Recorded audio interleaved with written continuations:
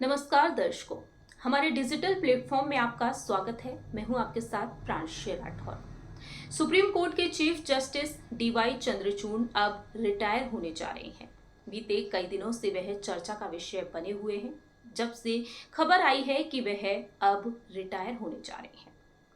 जानकारी के लिए आपको बता दें कि सुप्रीम कोर्ट में बीते 8 नवंबर शुक्रवार के दिन उनका लास्ट वर्किंग डे रहा। वहीं 10 नवंबर रविवार के दिन वह रिटायर हो जाएंगे। साल 2022 में 9 नवंबर के दिन उन्होंने इस पद को संभालना शुरू किया था, लेकिन अब 2 साल के बाद वह रिटायर होने जा रहे हैं। बीते कल जब उनका लास्ट वर्किंग डे रहा सुप्रीम कोर्ट में, जब वह एएमयू पर अहम फैसला सुनाते हुए नजर आए। इसके बाद सुप्रीम कोर्ट में एक सेरेमोनियल बेंच बैठी, जहां पर कई जजेस और कई वकील उनके विदाई समारोह में शामिल हुए और उनसे चर्चा करते हुए नजर आए। अब ऐसे में चर्चा ये भी हो रही है कि इस पद से तो वह रिटायर हो रहे हैं, लेकिन आने वाले इस समय में वह किसी बड़े पद पर नजर आएंगे या नहीं। आने वाले इस समय में उन्हें क्या क्या सुविधाएं मिलेंगी। इस पद से रिटायर हो जाने के बाद क्या वह किसी अन्य संवैधानिक पद पर नजर आएंगे।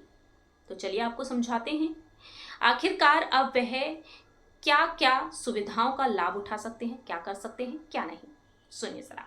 सुप्रीम कोर्ट के मुख्य न्यायाधीश के पद से डीवाई चंद्रचूड़ अब रिटायर होने जा रहे हैं। 10 नवंबर को वह अपने पद से रिटायर हो जाएंगे। अब उनकी जगह जस्टिस संजीव खन्ना भारत के नए न्यायाधीश कहलाए जाएंगे, जो कि सोमवार को पद संभालेंगे। इस बीच चर्चा ये हो रही है कि मुख्य न्यायाधीश के पद से रिटायर हो जाने के बाद वह क्या करते हुए नजर आएंगे और संविधान उन्हें किन किन क्षेत्रों में कार्य करने की अनुमति देता है। भारत के संविधान के मुताबिक मुख्य न्यायाधीश न्याय को बनाए रखने और संविधान की रक्षा करने के लिए जिम्मेदार होते हैं। उनके कार्यकाल के दौरान निष्पक्षता और शुचिता बनी रहे, इसके लिए संविधान में प्रावधान है कि रिटायरमेंट के बाद चीफ जस्टिस वकालत की प्रैक्टिस तक नहीं कर सकते हैं। संविधान के अनुच्छेद 124(7) के मुताबिक एक बार उनका कार्यकाल समाप्त हो जाए, उसके बाद सीजेआई और अन्य सर्वोच्च न्यायालय के न्यायाधीशों को किसी भी भारतीय न्यायालय में वकालत करने से प्रतिबंधित कर दिया जाता है। वहीं आपको जानकारी के लिए ये बता दें कि जजों के रिटायरमेंट के बाद वकालत की प्रैक्टिस पर प्रतिबंध होता है, लेकिन ऐसे अनगिनत क्षेत्र होते हैं जहां पर सेवानिवृत्त जज अपनी सेवा दे सकते हैं।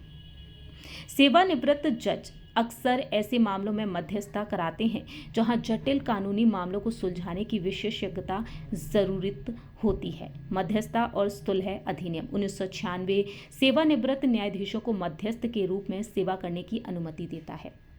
वहीं शैक्षणिक योगदान भी इनका देखा जा सकता है। कई सेवानिवृत्त न्यायाधीश लॉ कॉलेज में अध्यापन कार्य कराते हैं या फिर व्याख्यान या प्रकाशनों के लेखन के माध्यम से अपना ज्ञान भी साझा कर सकते हैं।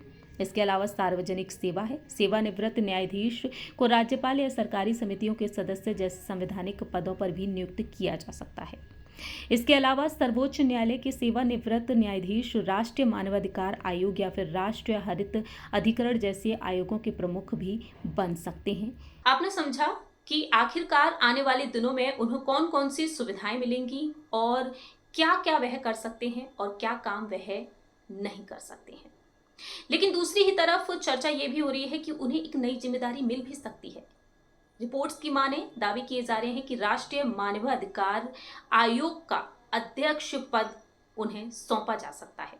दरअसल साल 2024 में जून के महीने से ये पद खाली है। ऐसे में चर्चा यही हो रही है कि अब वह इस बड़े पद पर नजर आ सकते हैं, क्योंकि फिलहाल विजय भारती सयानी वहां की कार्यकारी अध्यक्ष हैं और इनसे पहले जस्टिस अरुण कुमार मिश्रा इस पद पर रह चुके हैं, जिनका कार्यकाल जून में खत्म हो गया था।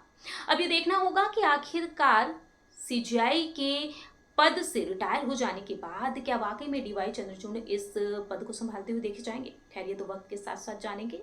फिलहाल ये देखना होगा कि जिन बड़े बड़े मुद्दों पर वह फैसला अपने कार्यकाल में सुनाकर गए हैं, आखिरकार भारत में उनका असर क्या कुछ देखने को मिलेगा। फिलहाल हमारी इस रिपोर्ट में इतना ही। जुड़े रहिए हमारे साथ। खबर के हर चौराहे पर एक पोस्टमैन मिलेगा सत्य के संदेश के साथ। जय हिंद, जय भारत।